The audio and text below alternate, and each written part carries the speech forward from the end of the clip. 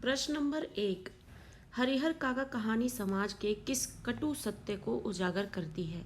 यानी हरिहर काका जो कहानी है, इसके अंतर्गत जो कहानी बताई गई है वो समाज में व्याप्त जो बुराई है, कटु सत्य है, वो बात कौन सी है जिसको पढ़कर इस कहानी के माध्यम से हमें पता चलती है। तो हरिहर काका कहानी जो है आधुनिक समाज में प्रचलित अराजकता, भ्रष्टाचार, पारिवारिक क्लेश तथा धन लोलुपता यानी धन का लालच जैसे कटु सत्य जो है उसको उजागर करती है, जो समाज के लिए बहुत ही हानिकारक है। यदि कभी किसी के मामले में घर और धर्म स्थल यानी परिवार व प्रभु दरबार दोनों ही अपनी भूमिका छोड़कर अपने मूल स्वभाव की तिलांजलि दे दे, तो जो अराजकता और अनाचार समाज में फैलेगा वही इस अध्याय में वर्णित है। कहने का अर्थ है कि जिस व्यक्ति का विश्वास जो है ईश्वर के दरबार से और परिवार से, जब भी ईश्वर के दरबार से और परिवार से किसी व्यक्ति का विश्वास खराब होता है, तो ये समझ जाना चाहिए कि उस समाज में कितनी बड़ी अराजकता फैली हुई है, जो कि हरिहर काका के साथ होता है। आप देखते हैं समय के साथ किस तरीके से जब ठाकुर बारी की के जो महंत हैं उनकी वजह से, उनके जो व्यवहार हैं, जिस तरीके से उन्होंने उनको किडनैप किया, हाथ पैर बांधे, जबरदस्ती अंगूठे के निशान लिए सिर्फ संपत्ति हड़पने के लिए, उस कारण से जिस तरीके का विश्वास खराब हुआ है हरिहर काका का, एक वो, फिर उसके बाद परिवार को ये बात समझ में आना कि इस तरीके से हरिहर काका को हर कोई अपने काबू में लेने की कोशिश करेगा और संपत्ति लूट जाएगी, और उसकी वजह से परिवार का ये ड्रामा करना कि अब वो उनकी इतनी केयर करते हैं, लेकिन समय को देखते हुए उन्होंने भी यही डिमांड की और वही हरकत की, वही जिस तरीके से महंत ने की। तो हरिहर काका का जो विश्वास है वो दोनों ही तरफ से खत्म हो जाता है। ये जो बताता है कि समाज में कितनी अराजकता है और ये समाज का एक कटु सत्य है। हरिहर काका कहानी के बहाने ग्रामीण पारिवारिक जीवन में ही नहीं, हमारे आस्था के प्रतीक जो धर्म स्थान है, आस्था के प्रतीक यानी ईश्वर में बिलीव करने वाली जितनी भी जगहें हैं, आपके आपके हर किसी के लिए एक स्पेशल जगह होती है, हर कोई अपने किसी स्पेशल गॉड को प्रे करता है, और स्पेशल जगह होगी, स्पेशल मंदिर होगा जिसके आप प्रे करने पर विश्वास रखते हैं कि आपका काम जो है पूरा हो जाता है, भगवान आपकी बातें सुनते हैं। तो इस तरीके से उससे जो विश्वास खराब होता है, जो वहाँ के महंत या फिर जो हमारे धर्म के उपदेशक होते हैं या फिर उसके ठेकेदार होते हैं और जो धर्म ध्वजाधारक होते हैं, उनमें जो स्वार्थ लोलुपता होती है यानी स्वार्थीपना यानी सेल्फिशनेस जो होती है, इसकी वजह से ये घर करती जा रही है और इस कहानी में जिस बात को उजागर कर दिया गया है। प्रश्न नंबर 2 लेते हैं, आगे बढ़ते हैं। भावी आशंकाओं को मद्देनजर रखते हुए यानी भविष्य में होने वाली ये जो शंकाएं हैं, भविष्य में क्या सही होगा क्या गलत, ये जो इसकी जो शंका है इसको मद्देनजर रखते हुए भाई काका से क्या निवेदन करते थे, इस संबंध में काका की प्रतिक्रिया क्या होती थी। भावी आशंकाओं को मद्देनजर रखते हुए काका के भाई उनसे ये निवेदन करने लगे थे कि अपने जमीन वे उन्हें लिख दें, और इस संबंध में हरिहर काका का मानना था कि जीते जी तो वो अपनी जायदाद का स्वामी किसी और को नहीं बनाएंगे और ना ही बनाना ठीक होगा, चाहे वह अपना भाई हो या फिर मंदिर का महंत ही क्यों ना हो।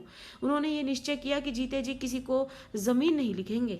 अपने भाइयों को समझा दिया, मर जाऊंगा तो अपने आप मेरी जमीन तुम्हें मिल जाएगी और जमीन लेकर तो जाऊंगा नहीं, इसलिए लिखवाने की क्या जरूरत। यह प्रतिक्रिया अपने उनके अनुभवों से उपजी थी, और इस तरीके से ये जो बात है कि हरिहर काका जो कि बिल्कुल भी पढ़े लिखे नहीं थे, लेकिन उनके जो अनुभव थे उनको उन्होंने इतना चतुर चालाक या फिर समझदार बना दिया था कि उन्हें ये पता था कि समाज में कैसे रहना है और जीवन जो है बद से बदतर ना हो, इसके लिए कौन से उसूलों का पालन करना होगा। प्रश्न नंबर 3, ठाकुरबाड़ी से लौटने पर हरिहर काका की जो देखरेख है उसके क्या प्रबंध किए गए।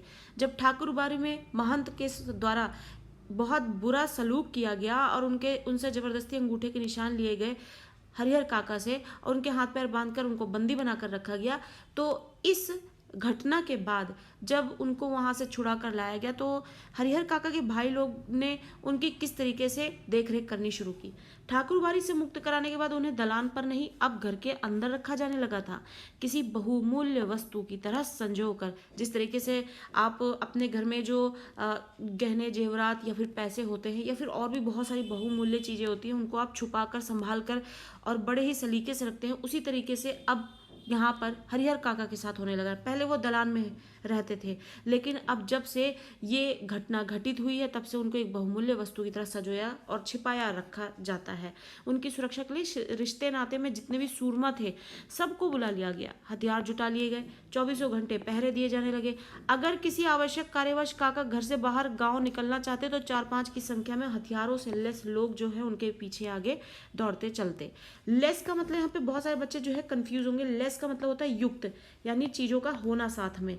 ये इंग्लिश का लेस नहीं है जिसका अर्थ कम होता है, ये हिंदी का लेस शब्द है जिसका मतलब होता है युक्त, यानी हथियारों से लेस यानी हथियारों से भरे हुए आगे पीछे चलते रहे। रात में चारों तरफ से घेर कर वो सोते। फिर भाइयों ने ड्यूटी बांध ली थी, आधे लोग सोते तो आधे लोग जाग कर पहरा देते, और इस तरीके से काका की देखरेख के ये प्रबंध किए गए।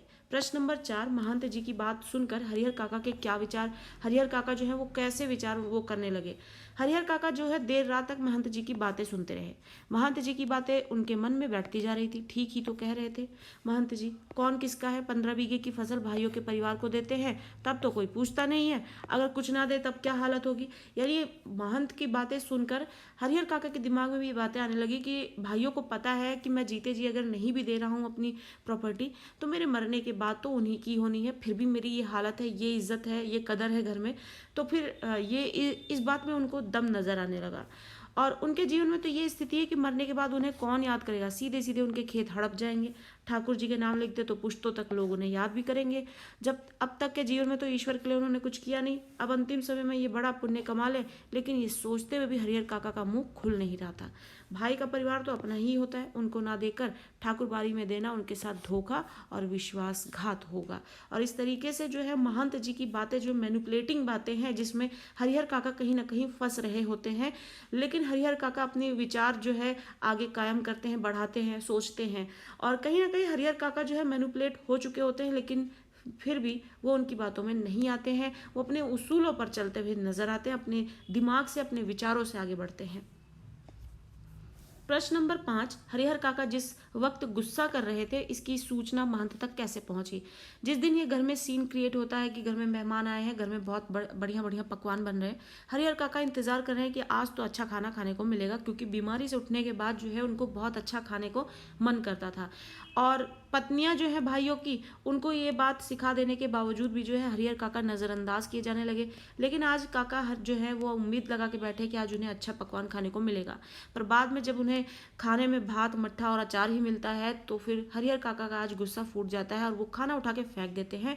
और ये बात जो है महंत तक पहुंच जाती है, क्योंकि उन्हीं का ही एक जो व्यक्ति है ठाकुरबाड़ी में काम करने वाला, उन तक ये बातें पहुंचा देता है। और इस तरीके से उनको रास्ते में ही ठाकुरबाड़ी के रास्ते में ही जो है हरिहर काका मिल जाते हैं और मैनिपुलेटिंग एक जो स्टोरी है यहीं से शुरू हो जाती है। हरिहर काका जिस वक्त गुस्सा कर रहे थे उस वक्त ठाकुरबाड़ी के जो पुजारी हैं वो भी उनके दालान पर ही विराजमान थे। वार्षिक हुमाद के लिए वे घी और शकील लेने आए थे। लौट कर उन्होंने महंत जी को विस्तार से सारी बात बता दी कि आज हरिहर काका के घर में क्या हुआ है।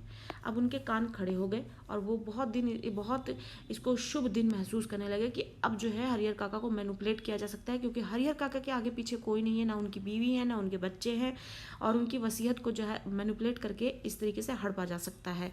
उस दिन को उन्होंने ऐसे ही गुजर जाने दिया, उचित नहीं समझा।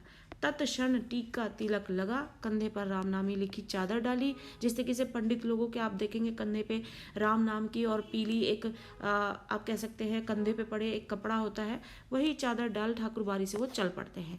संयोग अच्छा था, हरिहर के दलान तक जाना भी नहीं पड़ा और रास्ते में ही हरिहर मिल जाते हैं। गुस्से में घर से निकल वे खलिहान की ओर जा रहे थे, लेकिन महंत जी ने उन्हें खलिहान की ओर जाने नहीं दिया।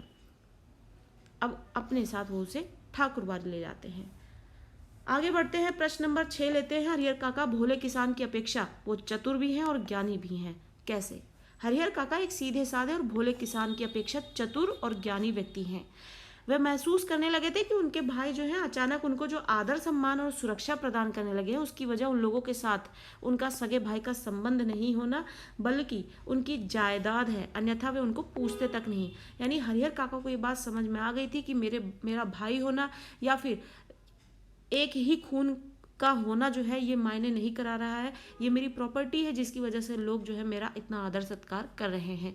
और इसी गांव में जायदादहीन भाई को कौन पूछता है, और इसी ही गांव में उन्होंने कई ऐसे लोगों को देखा है जिनके पास जायदाद नहीं है, उन भाइयों को कोई भी नहीं पूछता। हरिहर काका को अब सब नजर आने लगा था। महंत की चिकनी चुपड़ी बातों के भीतर की सच्चाई भी अब वे जान गए थे। ठाकुर जी के नाम पर वे अपना और अपने साधुओं का पेट पालता है और उसे धर्म और परमार्थ से कोई भी मतलब नहीं है। निजी स्वार्थ के लिए साधु होने और पूजा पाठ करने का सिर्फ ढोंग रचाता है। वो साधु के बहाने में वो महंत, पुजारी और उनके अन्य सहयोगी जो है वो सिर्फ लोभी और लालची और कुकर्मी है। छल बल कल किसी भी तरह धन अर्जित करके बिना परिश्रम किए आराम से रहना चाहते हैं। अपने घृणित इरादों को छिपाने के लिए ठाकुरबाड़ी को उन्होंने माध्यम बनाया, और एक ऐसा माध्यम जिस पर अविश्वास किया ही नहीं जा सकता। सबको मालूम है लोगों का जो विश्वास जो ईश्वर में होता है उससे वो विश्वास को अविश्वास में तो नहीं बदलेंगे, और इस तरीके से उन्होंने इसका फायदा उठाया। इसलिए हरिहर काका ने मन ही मन तय कर लिया कि अब महंत को वो अपने पास फटकने तक भी नहीं देंगे, साथ ही अपनी जिंदगी में अपनी जायदाद जो है भाइयों को तो कभी नहीं लिखेंगे, अन्यथा फिर वह दूध की मक्खी हो जाएंगे, लोग निकाल कर फेंक देंगे और कोई उन्हें पूछेगा भी नहीं। बुढ़ापे का दुख बिताए नहीं बीतेगा, और यह उनके व्यक्तित्व में आया एक बहुत बड़ा अंतर था। जब सब कुछ सही था तब भी हरिहर काका के साथ ऐसा व्यवहार था कि रूखा सूखा खाने को मिलता था। वो तो उनकी सहनशीलता की जो क्षमता है जिसकी वजह से सब शांति माहौल चल रहा था। ये उस दिन की बात है जब हरिहर काका का गुस्सा फूट जाता है, और उस दिन से सारे के सारे मायने जो है जीवन के बदल जाते हैं। और हरिहर काका का अपना जो अनुभव है, गांव में उन्होंने बहुत से लोगों के साथ ऐसा होते हुए देखा है, और उस अनुभव के आधार पर वो बहुत चतुर, चालाक और ज्ञानी हो गए हैं, समझदार हो गए। उन्हें पता है अपने जीते जी लोगों को अपनी वसीयत जो है या फिर अपनी जो संपत्ति है वो किसी के नाम भी नहीं करनी चाहिए। अगर आपको खून के रिश्तों का ख्याल आता है तो उनके लिए चिंता करने की कोई जरूरत नहीं। मरने के बाद तो उनको वैसे भी वो चीज़ें मिलने ही वाली होती हैं, और ऑटोमेटिकली जो है उनको मिल जाएगी। तो इस तरीके से उसूल पसंद होते हुए यहाँ पर हरिहर काका जो है एक बहुत बड़ा सख्त कदम उठाते हैं, और ये कहते हैं कि उनके जीते जी तो जो उनकी प्रॉपर्टी है वो किसी को नहीं मिलेगी। प्रश्न नंबर 7, हरिहर काका का जो चरित्र चित्रण है वो कहानी के आधार पर हमें बताना है। हरिहर काका कहानी के लेखक जो है वो मिथिलेश्वर हैं। इस कहानी के जो मुख्य पात्र हैं वो हरिहर काका हैं। लेखक के पड़ोस में वो रहते हैं। वे एक संयुक्त परिवार के सदस्य थे। उनके 3 भाई थे। तीनों भाइयों का भरपूर परिवार था। हरिहर काका ने 2 शादियां की थी, परंतु उनकी एक भी संतान नहीं हुई। उनके परिवार के पास 60 बीघे खेत है, जिसकी वजह से 15 बीघे जो है वह हरिहर काका के पास आ जाते हैं, क्योंकि 4 भाई हैं और 60 बीघे जो है खेत हैं। चारों भाइयों के पास 15 बीघे खेत आ गए। हरिहर काका सहनशील व्यक्ति थे। पहले उनके चरित्र की विशेषता, उनको अपने परिवार में उचित सम्मान नहीं मिलता था। वे अपने परिवार की बेरुखी अपना समझकर ही सहन करते थे। हरिहर काका एक अनपढ़ व्यक्ति थे, परंतु अपने अधिकारों के प्रति वो सचेत थे। तो ये इनकी दूसरी विशेषता है कि ये वो अपने अधिकारों के प्रति सचेत थे, अनपढ़ होते हुए भी। जब उन्हें घर में उचित सम्मान मिलना बंद हो गया तब उन्होंने अपने खेतों पर अपना अधिकार जमाना आरंभ कर दिया। वे अपने जीवित रहते अपना उत्तराधिकारी किसी को भी नहीं बनाना चाहते थे। उन्होंने बहुत दुनिया देखी थी। उनके अनुसार यदि जीवित रहते अपनी जायदाद दूसरों के नाम लिख दो तो वह बाद में उन्हें कोई भी नहीं पूछता। इससे पता चलता है कि हरिहर काका जो है अपने अधिकारों के प्रति सचेत भी थे। अब यहाँ पे हम जो पॉइंट्स लिख रहे हैं, आपको ये क्वेश्चन मिल सकता है पेपरों में, बहुत इंपॉर्टेंट क्वेश्चन है। आप इसको अंडरलाइन करते हुए और मेन पॉइंट लिखेंगे, फिर इसको इलेबोरेट करेंगे तो बहुत अच्छा आपका उत्तर तैयार हो जाएगा। हरिहर काका जो है स्वभाव जो है दूसरों पर प्यार लुटाने वाला था। उन्होंने लेखक को बचपन में एक पिता की तरह दुलार दिया था। वे अपने भाइयों और उनके परिवार से भी बहुत प्यार करते थे, इसलिए उन सबकी बेरुखी चुपचाप सहन करते थे। हरिहर काका संस्कारों को मानने वाले व्यक्ति थे। दोनों पत्नियों के मरने के बाद लोगों ने उन्हें तीसरी शादी करने के लिए कहा, परंतु उन्होंने अपनी बढ़ती उम्र और धार्मिक संस्कारों की वजह से शादी से इनकार कर दिया। हरिहर काका जो है वो धार्मिक विचारों वाले व्यक्ति थे। वे अपना कृषि से बचा हुआ समय जो है ठाकुरबाड़ी में व्यतीत करते थे। वहाँ वे भजन कीर्तन में ध्यान कर लगाते थे। फिर लेखक के हरिहर काका का चरित्र चित्रण करते हुए अद्भुत शब्द चित्र खींचा है। और इस तरीके से हरिहर काका के जो चरित्र है उसकी 5 विशेषताएं हमने यहाँ पे पढ़ी कि किस तरीके से हरिहर काका जो है उनका जीवन हमने पूरी कहानी में देखा। प्रश्न नंबर 8, हरिहर काका का जो परिवार है उसके प्रति मोहभंग कैसे हुआ? एक दिन कौन सी घटना जो है उनकी सहन शक्ति जवाब दे देती है और उनका गुस्सा किस पर फूटता है? जैसा कि अभी पिछले प्रश्नों में हमने पढ़ा कि किस तरीके से अच्छे खाने का इंतज़ार करते हुए वो बैठे रहते हैं, सब लोग खाना खा लेते हैं, लेकिन उनको कोई पूछता नहीं। खाना स्वयं मांगने पर उनको रूखा सूखा भात और मट्ठा और अचार मिलता है, जिस पर उनका गुस्सा फूट जाता है और वो अब अपने गुस्से को संभाल के रखने की बजाय उस गुस्से को सामने पेश कर देते हैं, और वो गुस्सा जो है भाइयों की पत्नियों पर फूटता है, और इस तरीके से चीज़ें अब आगे बढ़ती हैं। दलान के कमरे में अकेले पड़े हरिहर काका को स्वयं उठकर अपनी ज़रूरतों की पूर्ति करनी पड़ती थी। ऐसे वक्त पर उनको अपनी पत्नियों की याद बहुत आती थी, और याद कर करके हरिहर काका की आंखें भी भर आती थी। भाइयों के परिवार के प्रति अब उनका मोहभंग यानी कि उनका जो स्नेह था भाइयों के प्रति और उनके परिवार के प्रति, वो अब खत्म होता जा रहा है, क्योंकि ऐसा व्यवहार उनके साथ हो रहा है जिसकी वजह से मोह जो है वो खत्म सा होता जा रहा है, और इसकी शुरुआत इन्हीं क्षणों से हो चुकी होती है, और फिर एक दिन तो विस्फोट हो जाता है। उस दिन हरिहर काका की जो सहन शक्ति है वो जवाब दे जाती है। उस दिन शहर में कलरकी करने वाले भतीजे का एक दोस्त गांव आया था। उसी के आगमन के उपलक्ष्य में 2-3 तरह की सब्जियां बनी घर में, बजके बनी, चटनी, रायता आदि सब बना। बीमारी से उठे हरिहर काका का मन स्वादिष्ट भोजन के लिए बेचैन था। हरिहर काका बहुत दिनों से बीमार थे, और बीमारी से उठने के बाद जैसा कि सभी के साथ होता है कि उनको कुछ ना कुछ अच्छा खाने को मन करता है, जिससे कि उनको अच्छा फील हो। अब ऐसा ही हरिहर काका के साथ भी होता है। यहाँ पर वो नॉर्मल डेज की बातें नहीं हो रही, बीमार थे और उसके बाद उनको बहुत अच्छा खाने को मन कर रहा था, और वैसे भी उनको अच्छा खाना नहीं दिया जाता था, रूखा सूखा दिया जाता था और नज़रअंदाज भी किया जाता था। ये सहनशीलता ही है जिसकी वजह से हरिहर काका जो अब तक कुछ नहीं बोल रहे थे।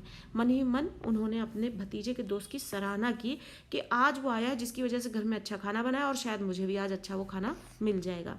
लेकिन बातें इसके बिल्कुल उल्टी हुई। सब ने खाना खाया, उनको किसी ने नहीं पूछा। उनके तीनों भाई खाना खाकर खलिहान चले गए। दवनी हो रही थी, वे इस बात के प्रति निश्चिंत थे कि हरिहर काका का तो पहले ही खिला दिया गया होगा, और भाइयों ने अपनी पत्नियों को यह समझा दिया था कि हरिहर काका की सेवा पूरी तरीके से करनी है, और क्यों करनी है, कैसे करनी है, ये सब भी बता दिया था। लेकिन पत्नियों ने उन्हें नज़रअंदाज कर दिया था। भाइयों ने सोचा कि उनको तो खाना पहले ही मिल गया होगा, इस वजह से चीज़ें जो है वो अंडर एस्टिमेट होती इस तरीके से चली गई। अंत में हरिहर काका ने स्वयं दलान के कमरे से निकलकर हवेली में प्रवेश किया। तब उनके छोटे भाई की पत्नी ने रूखा सूखा खाना लाकर उनके सामने परोस दिया। उसमें था भात, मट्ठा और अचार। बस हरिहर काका के बदन में तो जैसे आग लग गई। उन्होंने थाली उठाकर बीच आंगन में फेंक दी। झन की तेज आवाज के साथ थाली आंगन में जाकर गिरी। भात बिखर गया। विभिन्न घरों में बैठी लड़कियां, बहुएं सब एक ही साथ बाहर निकल आती हैं। हरिहर काका गरजते हुए हवेली से दलान की ओर चल पड़े। समझ रही हो कि तुम मुफ्त में खिलाती हो, तो अपने मन से ये बात निकाल देना। मेरे हिस्से के खेत की पैदावार जो है इसी घर में आती है, और उसमें तो मैं 2-4 नौकर भी रख लूं, आराम से खाऊं तब भी कोई कमी नहीं होगी। मैं अनाथ और बेसहारा तो बिल्कुल नहीं हूँ। मेरे धन पर तो तुम सब मौज कर रही हो, लेकिन अब मैं तुम सबको बताऊंगा आदि। और इस तरीके से हरिहर काका जो है अपना गुस्सा सामने रख देते हैं। प्रश्न नंबर 9, महंत ने हरिहर काका को एकांत कमरे में बैठाकर क्या समझाया। अब महंत जो है हरिहर काका को इस सिचुएशन का फायदा उठाते हुए ले जाते हैं ठाकुरबाड़ी, और एकांत कमरे में बैठाकर उन्हें मैनिपुलेट करते हैं। किस तरीके से, वो हमें उत्तर में बताना है। महंत ने हरिहर काका को एकांत कमरे में बैठाकर कहा कि हरिहर, यहाँ कोई किसी का नहीं होता, ये सब माया का बंधन है। तू तो धार्मिक प्रवृत्ति का आदमी है, और मैं समझ नहीं पा रहा हूँ कि तुम इस बंधन में फंस कैसे गए हो। ईश्वर में भक्ति लगाओ, और उसके सिवाय कोई तुम्हारा अपना नहीं है। पत्नी, बेटे, भाई, बंधु सब स्वार्थ के साथ ही होते हैं। सिर्फ जिस दिन उन्हें लगेगा कि तुमसे उनका अब कोई स्वार्थ सधने वाला नहीं है, यानी कोई फायदा नहीं होने वाला, उस दिन वे तुम्हें पूछेंगे भी नहीं। इसलिए ज्ञानी, संत, महात्मा ईश्वर के सिवाय किसी और में प्रेम नहीं लगाते। तुम्हारे हिस्से में 15 बीघे खेत है, उसी के चलते तुम्हारे भाई के परिवार तुम्हें पकड़े हुए हैं। तुम एक दिन कहकर तो देख लो, अपना खेत उन्हें ना देकर दूसरों को लिख दोगे, वह तुमसे बोलना भी बंद कर देंगे। खून का रिश्ता खत्म हो जाएगा। और तुम्हारे भले के लिए मैं बहुत दिनों से सोच रहा था, लेकिन संकोचवश बोल नहीं पा रहा था। आज कह देता हूँ, तुम अपने हिस्से का खेत ठाकुर जी के नाम पर रख दो, सीधे बैकुंठ को यानी स्वर्ग प्राप्ति करोगे। तीनों लोक में तुम्हारी कीर्ति जगमगा उठेगी, यानी तुम्हारा नाम हो जाएगा कि एक व्यक्ति ने ठाकुरबाड़ी के नाम पर इतनी प्रॉपर्टी जो है दे दी। जब तक चांद सूरज रहेंगे तब तक लोग तुम्हें याद करेंगे। ठाकुर जी के नाम पर जमीन लिख कर तुम्हारे जीवन का महादान होगा। ये साधु संत तुम्हारे पांव पखारेंगे, सभी तुम्हारा यशोगान करेंगे। तुम्हारा यह जीवन जो है सार्थक हो जाएगा। अपनी शेष जिंदगी तुम इसी ठाकुरबाड़ी में गुजारना, यानी अपनी सारी बाकी बची हुई जो जिंदगी है, अपना बुढ़ापा जो है यहीं पर ठाकुरबाड़ी में गुजारना। तुम्हें किसी चीज की कमी नहीं होगी, एक मांगोगे चार हाजिर की जाएगी, हम तुम्हें सिर आंखों पर उठाकर रखेंगे, ठाकुर जी के साथ साथ तुम्हारी आरती भी लगाएंगे। यानी महंत जो है इस कदर जो है मैनिपुलेट कर रहा है कि हरिहर को बोलते हैं कि तुम्हारे साथ भगवान के साथ साथ तुम्हारी भी आरती लगाई जाएगी, भाई का परिवार तुम्हारे लिए कुछ नहीं करेगा, पता नहीं पूर्व जन्म में तुमने कौन से पाप किए थे जो तुम्हारी दोनों पत्नियां अकाल मृत्यु को प्राप्त हुई और तुमने औलाद का मुंह तक नहीं देखा। अपना ये जन्म तुम अकारण ना जाने दो, ईश्वर को एक भर दोगे तो 10 भर पाओगे। मैं तो अपने लिए तुमसे मांग नहीं रहा हूँ, तुम्हारा ये लोक और परलोक दोनों यही बन जाएगा, इसकी राह मैं तुम्हें बता रहा हूँ। इन शब्दों द्वारा महंत ने चालाकी से अपने मन की बात सारी की सारी हरिहर के सामने रख दी। प्रश्न नंबर 10 लेते हैं। ठाकुर बारी द्वारा काका का जो अपहरण होता है, दुर्व्यवहार होता है, काका को छुड़ाने के लिए फिर भाइयों द्वारा जो प्रयास किया जाता है उसका वर्णन करना है।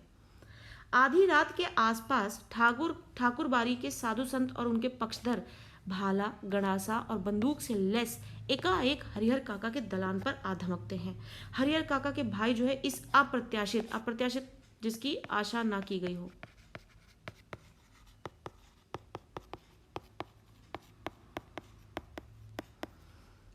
वो हरिहर काका के जो भाई है इस बात को इमेजिन भी नहीं कर सकते थे कि ऐसा कुछ हो सकता है।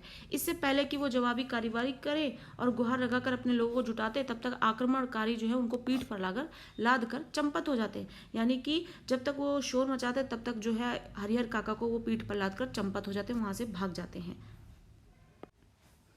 ठाकुर बारी के भीतर महंत और उनके कुछ चंद विश्वासी साधु सादे और लिखे कागजों पर अनपढ़ हरिहर काका के अंगूठे के निशान जबरन लेने लगे। जबरन यानी जबरदस्ती लेने लगे। हरिहर काका तो महंत के इस व्यवहार से जैसे आसमान से जमीन पर आ गिरे। उन्होंने सपने में भी नहीं सोचा था कि महंत जी इस रूप में आएंगे।